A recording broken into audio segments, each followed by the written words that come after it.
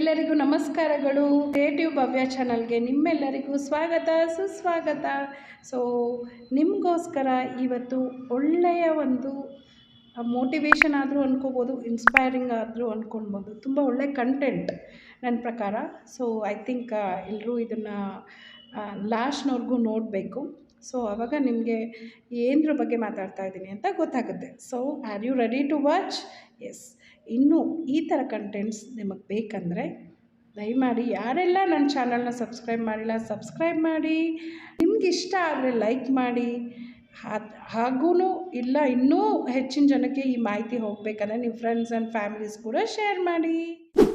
ಈ ಒಂದು ಕಾನ್ವರ್ಸೇಷನ್ ತಂದೆ ಮತ್ತು ಮಗನ ನಡುವೆ ನಡೆಯುತ್ತೆ. ಸೊ ತಂದೆ ಒಂದು ವಾಚ್ನ ಕೊಟ್ಬಿಟ್ಟು, ಓಲ್ಡ್ ವಾಚ್ನ, ಅವನಲ್ಲಿ ಇರ್ತಕ್ಕಂಥ ವಾಚ್ನ ಕೊಟ್ಬಿಟ್ಟು ಹೇಳ್ತಾನಂತೆ, ಸೊ ಇದನ್ನು ನೀನು ಪಕ್ಕದ ಅಂಗಡಿಯಲ್ಲಿ ಕೇಳ್ಕೊಂಡು ಬಾ, ಎಷ್ಟು ಕೊಡೋದಕ್ಕಾಗುತ್ತೆ ಅಂತ ಕೇಳ್ಕೊಂಡು ಬಾ ಅಂತ ಹೇಳ್ತಾನಂತೆ. ಸೊ ಹೊಡೋಗ್ತಾನೆ ಮಗ, ಹೋಗಿ ಆ ಒಂದು ಪಕ್ಕದಲ್ಲಿ ಇರೋ ಅಂಗಡಿಯಲ್ಲಿ ಹೋಗಿ ಕೇಳ್ತಾನೆ. ಅವರೆಲ್ಲ ನೋಡ್ಬಿಟ್ಟು, ನೋಡಪ್ಪ ಒಂದು 5 ರೂಪಾಯಿ ಕೊಡೋಕ್ಕಾಗತ್ತೆ ಅಂತ ಹೇಳ್ತಾನೆ. ಅವ್ನು ಮತ್ತೆ ಬಂದು ಮನೆಗೆ ಬಂದು ಅವರಪ್ಪ ಹತ್ರ ಹೇಳ್ತಾನೆ, ಅಪ್ಪ ಇದಕ್ಕೆ 5 ರೂಪಾಯಿ ಕೊಡ್ತಾರಂತೆ. ಸೊ ಮಗನ ಮಾತನ್ನ ಕೇಳಿ 5 ರೂಪಾಯಿಗೆ ಏನೋ ಬರುತ್ತೆ, ನೀನು ಒಂದು ಕೆಲಸ ಮಾಡು, ನೀನು ಗಿರ್ವಿ ಅಂಗಡಿಯಲ್ಲಿ ಅಂದರೆ ಲೈಕ್ ಪ್ಲೆಡ್ಜ್ ಮಾಡ್ತೀವಲ್ಲ ಆ ಒಂದು ಶಾಪಲ್ಲಿ ಹೋಗಿ ಕೇಳು, ಆ ಒಂದು ಅಂಗಡಿಯಲ್ಲೇ ಹೋಗಿ ಕೇಳು ಎಷ್ಟು ರೇಟ್ ಕೊಡ್ತಾರೆ ಈ ವಾಚ್ಗೆ ಅಂತ, ಎಷ್ಟು ವ್ಯಾಲ್ಯೂ ಕೊಡ್ತಾರೆ ಈ ವಾಚ್ಗೆ ಅಂತ. ಸೊ ಅವನು ಮತ್ತೆ ಹೊಡೋಗ್ತಾನಂತೆ, ಮತ್ತೆ ಹೊಡೋಗಿ ಅಲ್ಲಿ ಕೇಳ್ತಾನಂತೆ ಎಷ್ಟು ಕೊಡ್ಬೋದು. ಏನು ಕೊಡೋದಕ್ಕಾಗಲ್ಲ, ಒಂದು 200 ರೂಪಾಯಿ ಕೊಡ್ಬೋದು ನೋಡಪ್ಪ ಅಂತ ಹೇಳ್ತಾನಂತೆ. ಮತ್ತೆ ಹುಡುಗಿ ಹೇಳ್ತಾನಂತೆ ಅಪ್ಪಂಗೆ 200 ರೂಪಾಯಿ ಕೊಡ್ತಾರೆ ಅಂತ. ಸೊ ಅವನು ಹೇಳ್ತಾನಂತೆ 200 ರೂಪಾಯಿಗೆಲ್ಲ ಏನು ಮಾಡೋದಕ್ಕಾಗಲ್ಲ, ನೀನು ಒಂದು ಕೆಲಸ ಮಾಡು, ನೀನು ಒಂದು ಒಳ್ಳೆ ಮ್ಯೂಸಿಯಮ್ಗೆ ಹೋಗ್ಬಿಟ್ಟು ಇದ್ರದ್ದು ವ್ಯಾಲ್ಯೂ ಏನಿದೆ, ಇದಕ್ಕೆ ಎಷ್ಟು ಕೊಡ್ತಾರೆ ಅಂತ ಕೇಳ್ಕೊಂಡು ಬಾ ಅಂತ ಹೇಳ್ತಾನಂತೆ. ಆ್ಯಂಡ್ ಅವನು ಹೋಗ್ಬಿಟ್ಟು ಮ್ಯೂಸಿಯಮಲ್ಲಿ ವಿಚಾರಿಸ್ತಾನೆ. ಒಂದು ಕನ್ಸರ್ನ್ ಪರ್ಸನ್ನ ಮೀಟ್ ಮಾಡಿಬಿಟ್ಟು, ಸರ್ ಇದು ನೋಡಿ, ಇದಕ್ಕೆ ಎಷ್ಟು ವ್ಯಾಲ್ಯೂ ಕೊಡೋದಕ್ಕಾಗತ್ತೆ ಅಂತ ಕೇಳ್ತಾನೆ. ಅವರು ಸುಮಾರು ಹೊತ್ತು ಅನಲೈಸ್ ಮಾಡಿ ಹೇಳ್ತಾರಂತೆ, ನೋಡಿ ಮಗು, ಇದು 200 ವರ್ಷದ ಹಿಂದಿನ ಒಂದು ವಾಚು. ಸೊ ಇದಕ್ಕೆ ಮ್ಯಾಕ್ಸ್ ಟು ಮ್ಯಾಕ್ಸ್ ಒಂದು 20 ಲಕ್ಷ ಕೊಡಬಹುದು ಅಂತ ಹೇಳ್ತಾನೆ. ತುಂಬ ಖುಷಿಯಾಗಿ ಅಪ್ಪನ ಹತ್ರ ಓಡೋಗ್ತಾನಂತೆ. ಅಪ್ಪ ಈ ಥರ 20 ಲಕ್ಷ ಕೊಡ್ತೀವಿ ಅಂತ ಹೇಳಿದ್ರು ಅಂತ. ಸೊ ಆಗ ಅಪ್ಪ ಹೇಳ್ತಾರಂತೆ, ನೋಡು, ನಾನು ಇದನ್ನು ನಿನಗೆ ಇಡೋದಕ್ಕೆ ಹೇಳ್ತಾ ಇಲ್ಲ, ಪ್ಲೆಡ್ಜ್ ಮಾಡೋದಕ್ಕೂ ಹೇಳ್ತಾ ಇಲ್ಲ, ನೀನು ಸೆಲೆಕ್ಟ್ ಮಾಡ್ತಕ್ಕಂಥ ಪ್ಲೇಸ್ ನಿನ್ನ ವ್ಯಾಲ್ಯೂನ ಹೇಳುತ್ತೆ. ಓಕೆ, ನೀನು ಸೆಲೆಕ್ಟ್ ಮಾಡ್ತಕ್ಕಂಥ ಪರ್ಸನ್ಸ್, ನೀನು ಸೆಲೆಕ್ಟ್ ಮಾಡ್ತಕ್ಕಂಥ ಪ್ಲೇಸ್ ನಿನ್ನ ಒಂದು ಪರ್ಸ್ನಾಲಿಟಿನ ಡೆವಲಪ್ ಮಾಡ್ತಾ ಹೋಗುತ್ತೆ ಮಗು.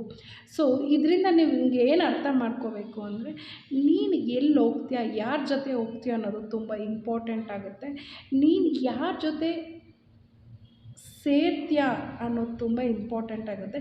ನಿನ್ನ ವ್ಯಾಲ್ಯೂನ ಎನ್ಹಾನ್ಸ್ ಮಾಡ್ಕೋಬೇಕಾದ್ರೆ ನೀನು ಏನು ಮಾಡಬೇಕು, ನಿನ್ನ ಸೆಲೆಕ್ಷನ್ ಆಫ್ ಪ್ಲೇಸ್ ಚೆನ್ನಾಗಿರಬೇಕು.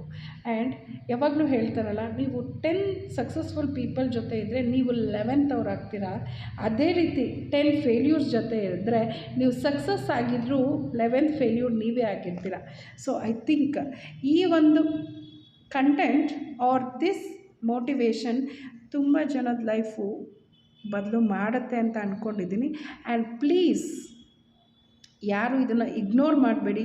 ಎಸ್, ನಾವು ಇರ್ತಕ್ಕಂಥ ಜನಗಳ ಮಧ್ಯೆ ಯಾರ ಜೊತೆ ಇದ್ದೀವಿ, ಗಾಸಿಪರ್ಸ್ ಜೊತೆ ಇದ್ದರೆ ನೀವು ಗಾಸಿಪರ್ಸೇ ಆಗ್ತೀರಾ. ಇನ್ನೊಬ್ಬರ ಬಗ್ಗೆ ಮಾತಾಡಿ ನಮ್ಮ ಸಮಯನ ವ್ಯರ್ಥ ಮಾಡ್ಕೊಳ್ಳೋದು ಬೇಡ.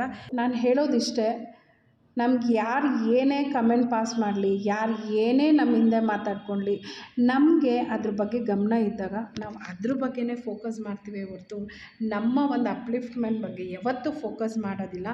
ಸೊ ನನ್ನ ಒಂದು ಕಿವಿ ಮಾತು ನನ್ನ ಸ್ಟೂಡೆಂಟ್ಸ್ಗೆ ಅಥವಾ ಈ ಪಬ್ಲಿಕ್ಗೆ ಇಷ್ಟೇ.